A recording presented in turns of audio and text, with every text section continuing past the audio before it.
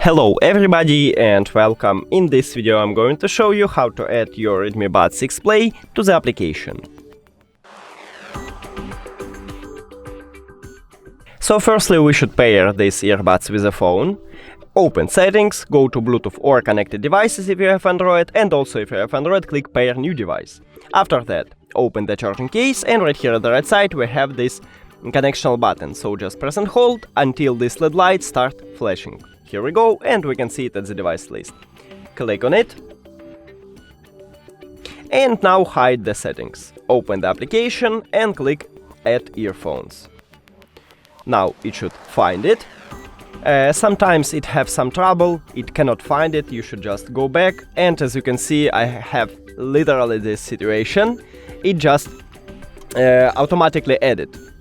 That's it. Thank you for watching this video. If you found it helpful, please consider subscribing to the channel and leave the like on the video. It's really important to us. See you later.